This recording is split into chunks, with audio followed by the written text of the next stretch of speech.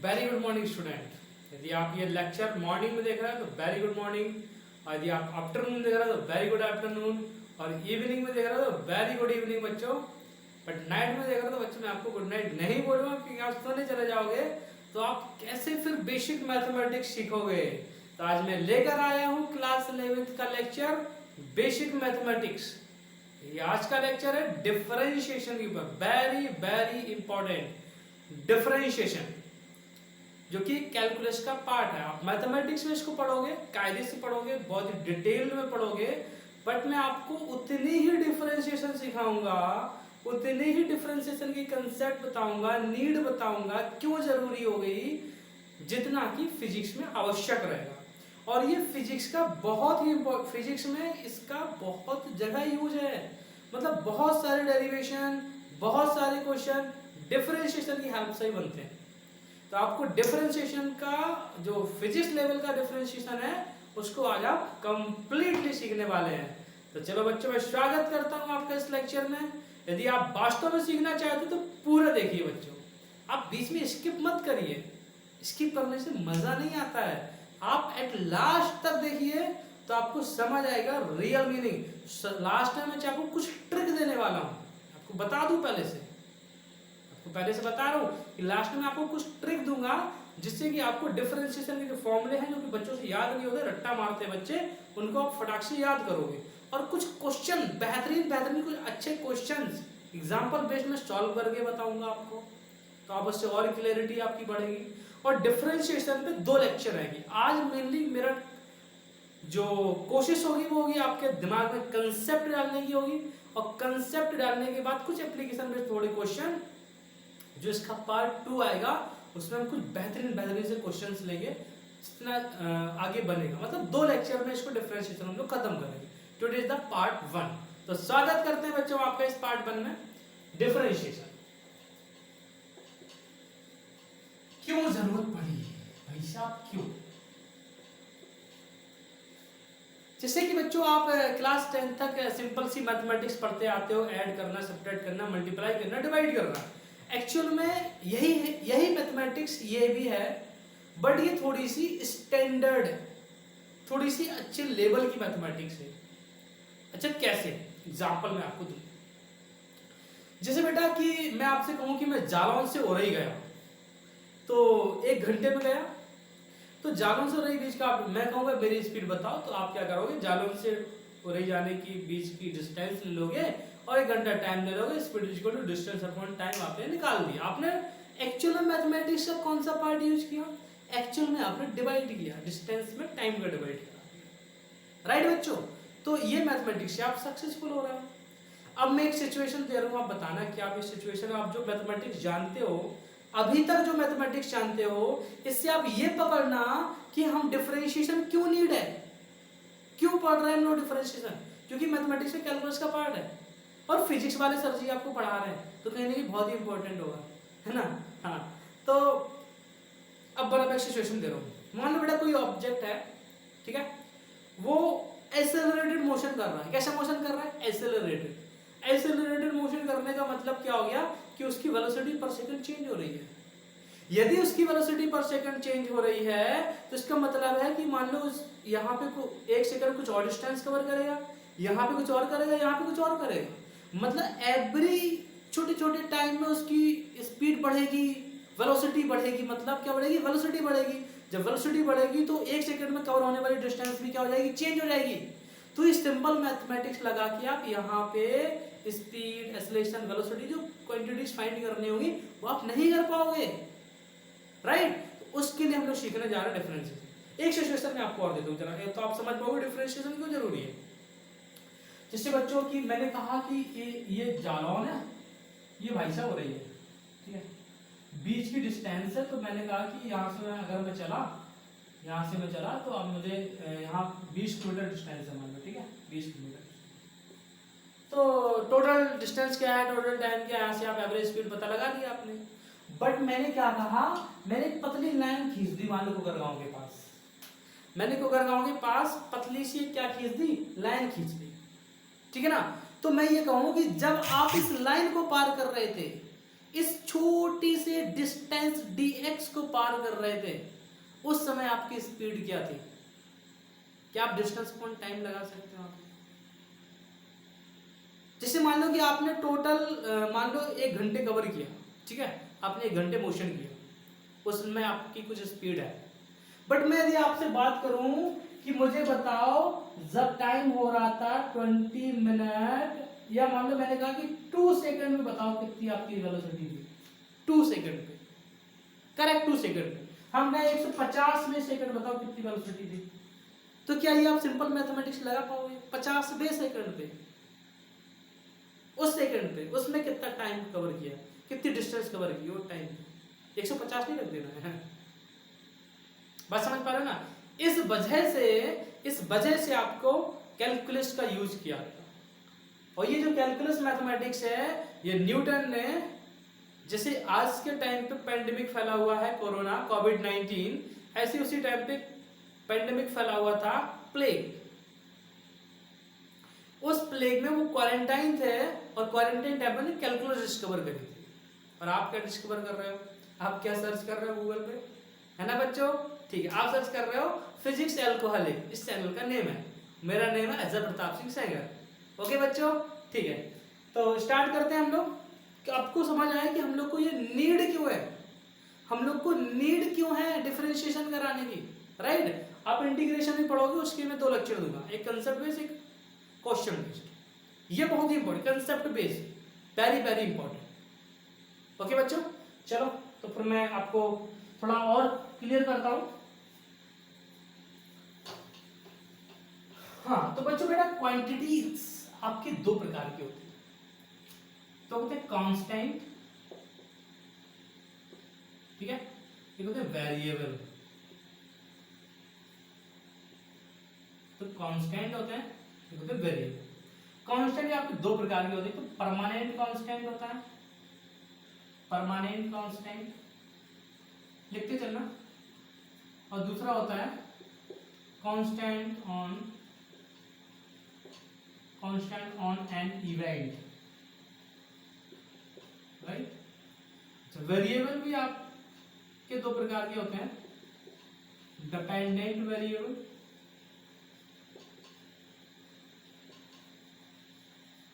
और सेकंड आपका independent variable.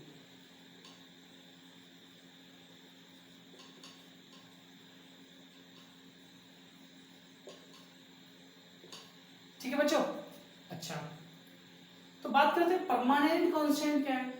Example में जैसे पाई है, राइट? पाई है, कोई भी नंबर है, 2, एनी नंबर,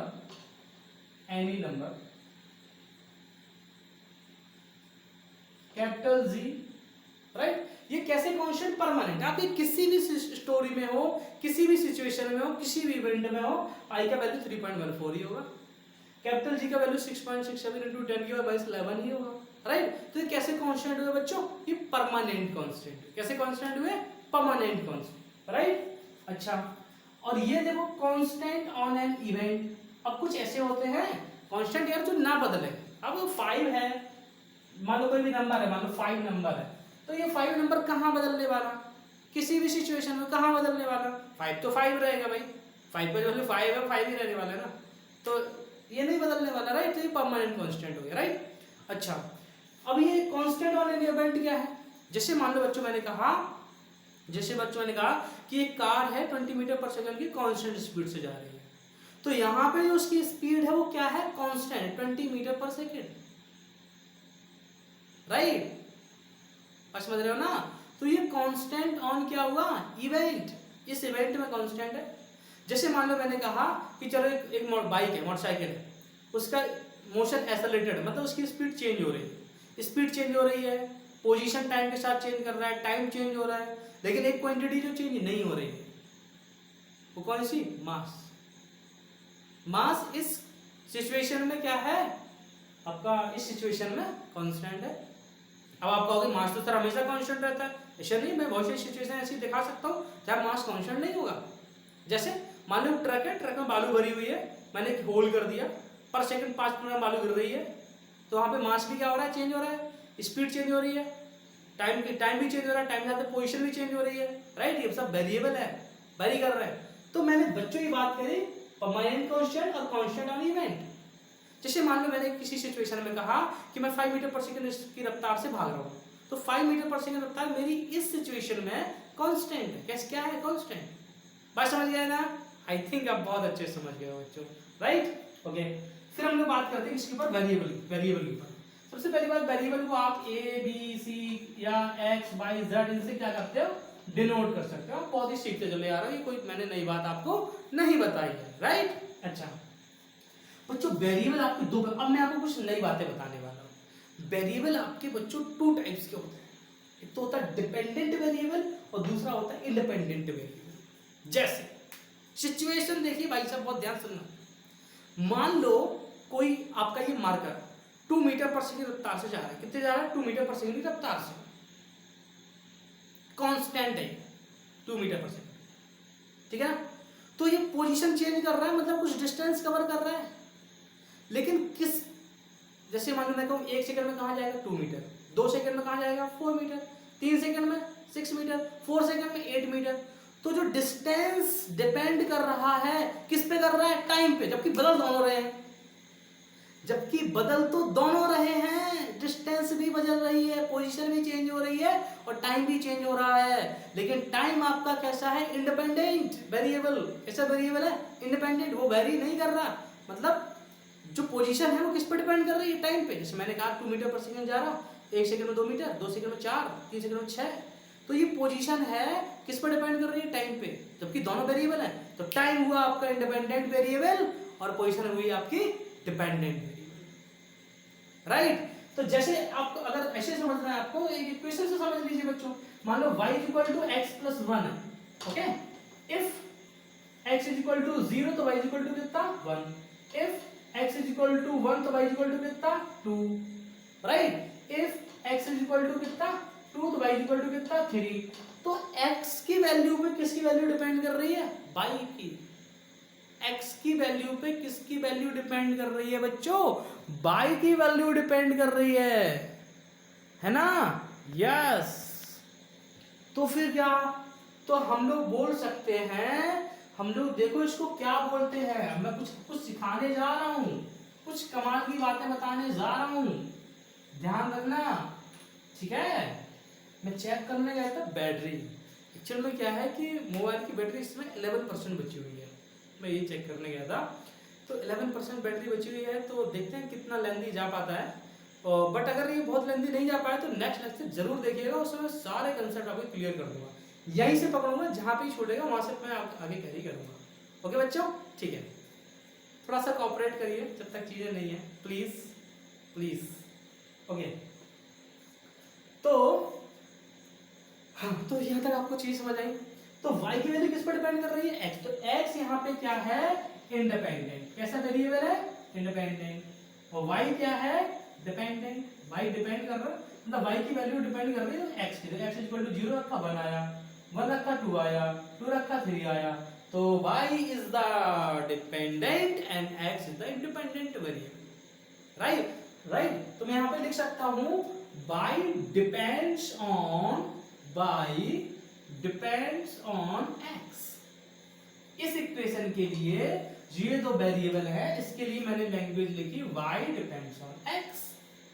तो इसी को मैथ्स की भाषा में, मैथ्स की लैंग्वेज में बच्चों, मैथ्स की लैंग्वेज हम लोग लिखते हैं y is the function of x। क्या लिखते हैं बच्चों, y is the function of x।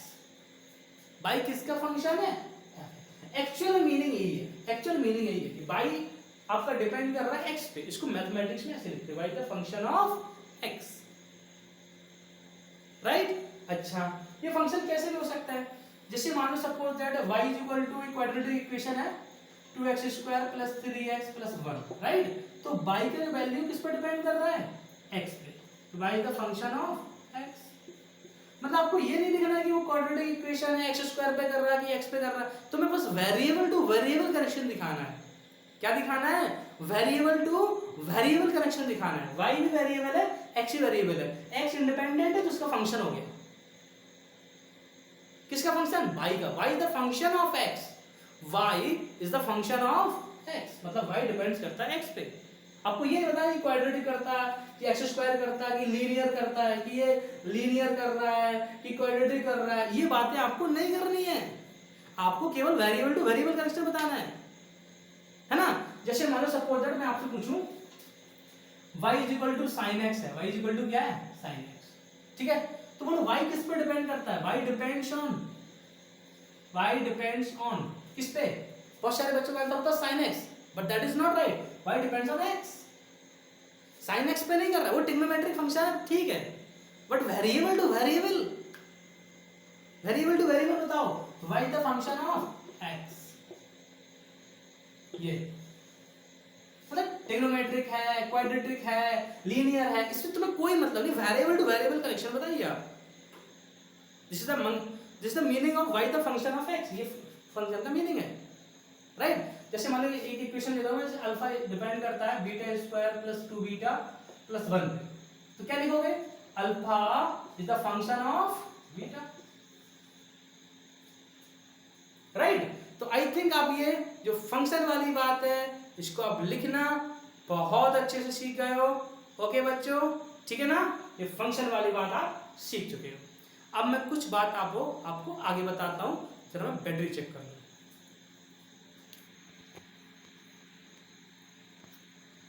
ठीक है, चल रहेगा काम।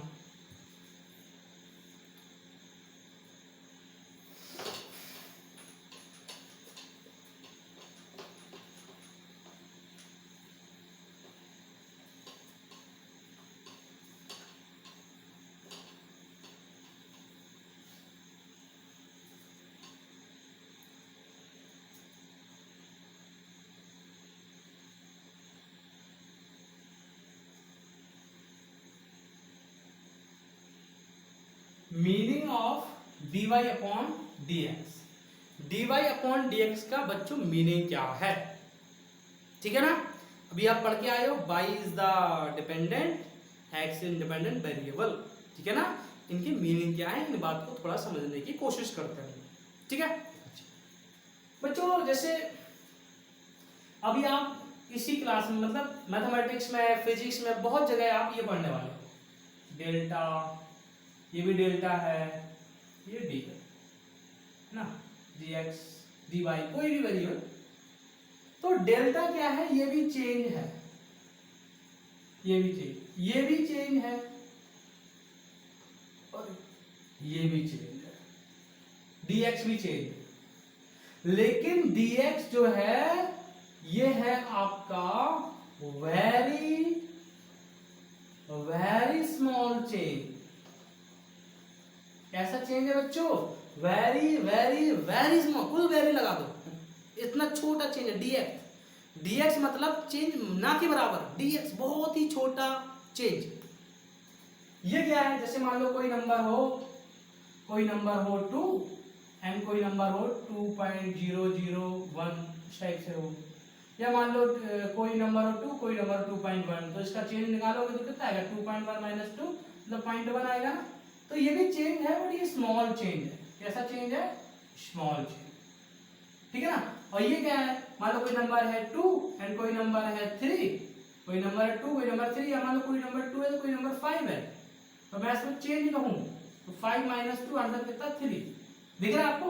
चेंज ये भी है लेकिन ये बड़ा चेंज है, ये भी चेंज है लेकिन स्मॉल चेंज है, बट ये जो चेंज है ये वेरी स्मॉल चेंज है। व्हाट आई वांट टू से, मैं आपसे क्या कहना चाह रहा हूँ बच्चों? मैं आपसे कहना चाह रहा हूँ, मान लो कोई नंबर लिया मैंने 2, कितना नंबर लिया?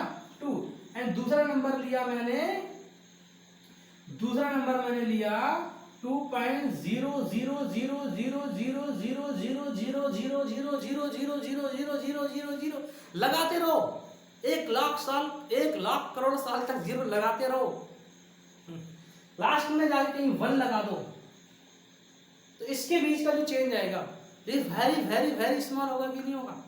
सर बिल्कुल होगा। तो वो dx है। आज समझ गए ना? क्लियर हो रहा है? पक्का? ओके। तो dy अपॉन dx का मीनिंग क्या है?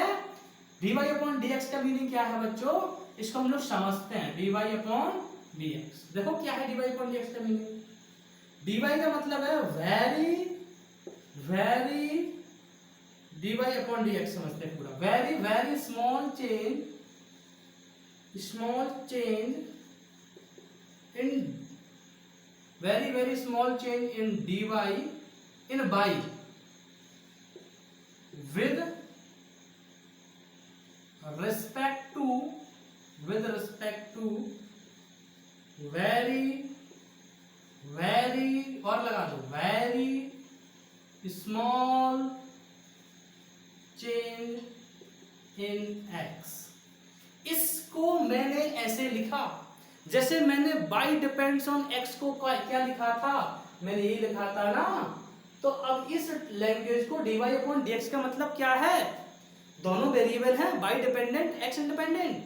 तो अब ये dy अपॉन dx का मतलब क्या है, इसका मतलब है very very small change in y with respect to very very very small change in x। मतलब x में, क्योंकि x डिपेंड कर रहा है y पे, x डिपेंड कर रहा है y पे, मतलब y की वैल्यू डिपेंड कर रही है x की वैल्यू। तो x में जब बहुत छोटा चेंज होगा, क्योंकि x इंडिपेंडेंट वेरिएबल है ना, तो x में जब बहुत छोटा चेंज होगा तो y में भी बहुत छोटा चेंज होगा, होगा कि नहीं होगा। तो dy अपॉन dx का ये मैंने पूरा हिंदी में लिखा, मतलब इंग्लिश में लिखा है, मतलब real meaning very very very small change in y with respect to, किसके रिस्पेक्ट में, x के रिस्पेक्ट में, with respect to very very small change in x। इसी को शॉर्टकट में एक चीज और बोलते हैं, ये मैंने वन बोला, एक और बोलते हैं, देखो जरा ध्यान से, ये to, differentiation of y with respect to, मैंने ऐसे शॉर्टकट लिख रहा हूं मैं, विद रिस्पेक्ट टू x। इतनी बड़ी भाषा को ये इतनी बड़ी भाषा को शॉर्ट में भी लिख सकते हो।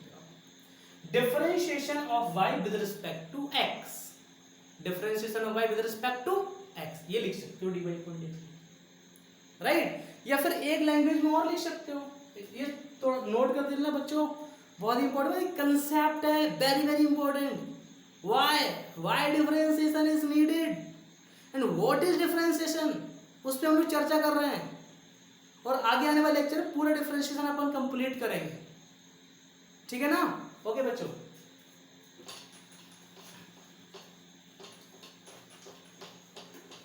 इसी को हम लोग एक लैंग्वेज में और लिख सकते हैं, डेरिवेटिव ऑफ y विद, या शॉर्टकट में ऐसे लिख देते हैं, with respect to x, derivative of y with respect to x, dy upon dx का मतलब। ओके बच्चों, तो ये मैंने आपको समझाया कि डिपेंडेंट वेरिएबल क्या होते हैं, कांस्टेंट क्या होते हैं, वेरिएबल क्या होते हैं, परमानेंट कांस्टेंट क्या है, कांस्टेंट इवेंट में क्या होते हैं, डिफरेंशिएशन की नीड क्यों पड़ी, dy अपॉन dx का मतलब क्या है, वेरिएबल कैसे डिपेंड कर रहा है, f o x का मतलब क्या है, फंक्शन क्या होता है, इन चीजों को मैंने आपको बताया। तो अगले लेक्चर में हम लोग डिफरेंशिएशन को आगे की बात करेंगे, हम लोग डिफरेंशिएशन कुछ फॉर्मूले समझेंगे, कुछ रूल समझेंगे, और कुछ बहुत ही अच्छे एप्लीकेशन बेस्ड क्वेश्चन करेंगे। ओके बच्चों, बैटरी जाने वाली, bye bye, thank you, I love you, मतलब लव यू ऑल।